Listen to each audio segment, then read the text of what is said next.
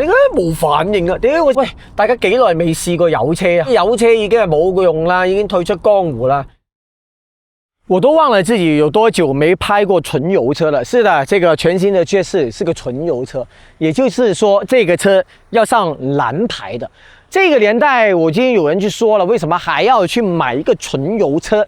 我告訴你，什麼情況下是需要買一個車？2、3線城市，你在充電不方便的時候，或者說在價格方面我需要一個很高性價比的時候，這個車可能會是個很好的一個選擇哈。我現在這邊這部是一個頂配，有什麼配置？我跟大家說，車身尺寸都是一樣的哈。還有 1.5T 這個巨浪動力，高功率啊，170多馬力的電動後尾門、電動遮陽簾，還有智能化的這個座艙，還有 L2 的這個輔助駕駛，這個車都是全部配備的頂配價格。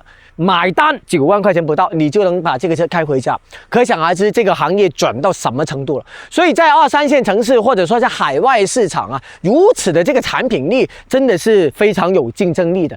其實呢，我第一眼看到這個車呢，覺得有點熟口熟面啊。不論是博智的3X 啊，或者是 i60啊，是不是跟它就有點相似呢？我認為這個車就是那種叫電改油，我們以前都說油改電嘛，這個就是電改油。也就是說，在更高級別的平台上面獲得的好處，現在是下放到油車給到他去享受了。那麼大的空間，你看一下，標誌性的90度開的這個尾門，極其大的這個後排的空間。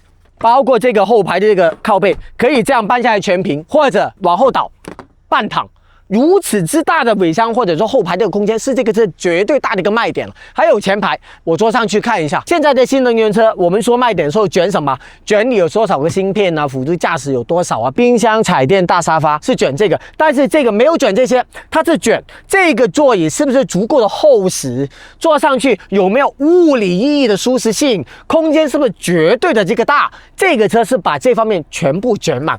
我覺得啊，它是捲的是一種供應鏈的福利，所有在這個同樣一條供應鏈下面，電的、增程的、純油的，都可以得益於這一條完善的並且充分競爭的供應鏈下面，各方面的那種優勢也可以在它這邊同步的這些顯示哈。所以呢，我第一眼看到這個車啊，平平無奇，但是知道它那個價格以後，或者各方面的配置以後，我都覺得它是一部性價比很高的一個產品。如果你是在奮鬥啊，剛剛出來工作的年輕人，這部車會是你攫取你的人生第一桶金的一個好搭檔啊！好了，我哋開車，我們今天去那個南方試驗場啊，開這個車在高速上面跟大家體驗一下它開起來的簡單的一些分享吧。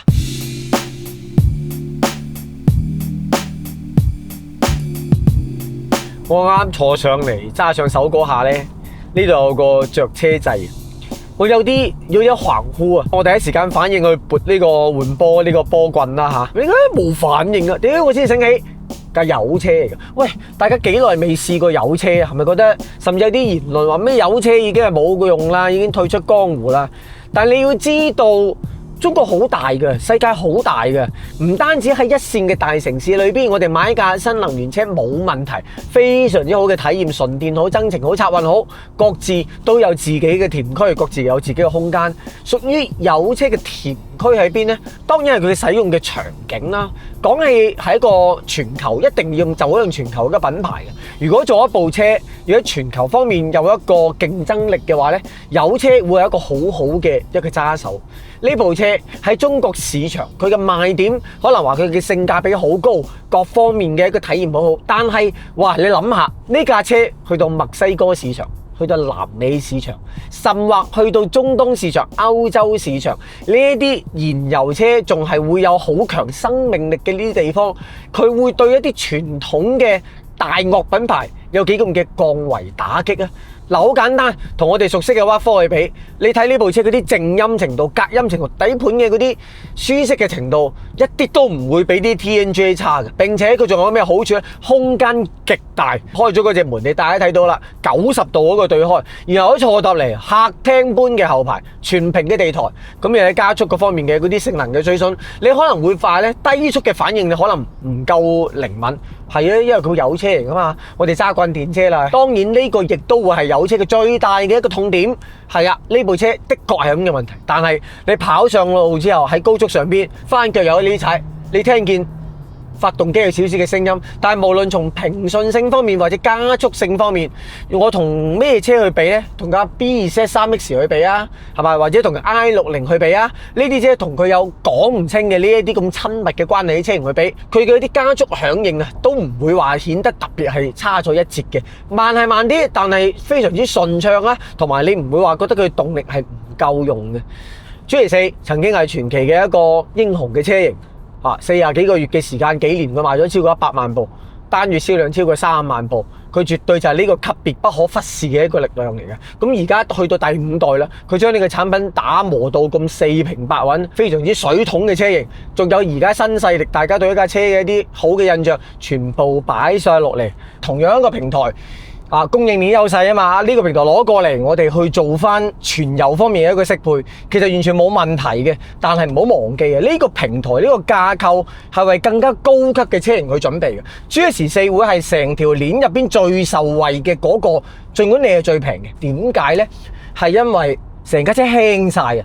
哇，輕完之後呢部車嘅一啲基礎能力，可以令佢會更加大程度咁樣去釋放佢嘅懸掛結構、多連杆嘅一個後避震，同埋一個好低重心嘅咁樣嘅車身結構。並且最重要嘅就係車身重量冇咗個電池之後，大幅度降低。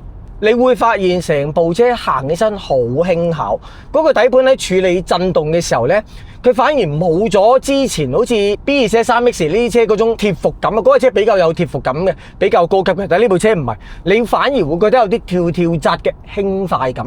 而呢啲輕快感係受控嘅輕快，唔係話嗰啲跳到亂晒大龍嗰啲，唔係。喺過彎嘅時候做緊急變線嘅時候，你會發現部車好似全無惰性，一擰就擰入去啦。呢一種得益係我之前始料不及嘅。呢個就係先天嘅一啲優勢啦嚇。你出嚟，你個主人天生就苗條嘅，你就可以獲得呢啲優勢。呢部車就係咁樣樣啊。當然啦，係咪講到咁好呢？佢都係仲有少少缺點嘅。嗱，呢部車佢係雙離合波箱嘅，佢會喺慢速嘅時候。可能亦都係因為我揸慣咗電車，佢呢部車嗰啲換波嘅時候，佢為咗令呢個換波會順啲，佢將個油門嘅轉速會拉得比較高少少，再去換波。嗱，呢個都會係大部分雙離合波箱佢嘅一個問題嚟嘅。呢部車都係會有，所以佢會唔舒適嘅區域係咩呢？可能又係塞車走走停停嘅時候啦，咁你會覺得有頓挫嘅，呢啲你可能會需要一個時間去適應啦。除此之外，我覺得可以批評嘅點真係唔多啦。哪怕從能耗嘅角度，呢 1.5T 嘅機器再搭呢個波箱，佢嘅嗰個油耗亦都可以做到好可觀嘅。可能同豐田比啦，冇豐田做得咁極致，咁都係計翻落嚟嘅成本。都係6星度，咁呢個從使用成本方面，我覺得亦都唔會話有好顯然嘅一個差距啊！並且仲有個優勢係咩呢？首任車主呢架車，佢嘅嗰個3電，講漏，即係講順咗口，唔係叫3電啦，係動力總成係終身質保，整車3年嘅保修，可見廣汽對呢啲產品，佢亦都會係非常之有自信啊！咁多年啦，好成熟噶啦。係啦，簡簡單單試完呢部車，呢個唔係一個嚴謹嘅試車，只不過我今日要去嗰個南方試車場去試舊嗰部 GS4，我就問佢哋借咗部新車去揸下，真係非常之有驚喜咯。幾萬蚊嘅車，所有同事都表明翻咁樣嘅價錢買到呢啲車，真係好良心嘅一個選擇啊！都係嗰句話，我哋而家衝高一啲問題都冇，但係成個行業嘅卷呢啲福利係要受惠於所有人，唔係話我哋而家平替 ABB 好犀利，呢個當然係犀利，但係如果可以等老百姓以前，哇呢啲車諗下喺豐田、本田橫行嘅年代，WRC4呢個級數喎，呢啲水準20萬啊！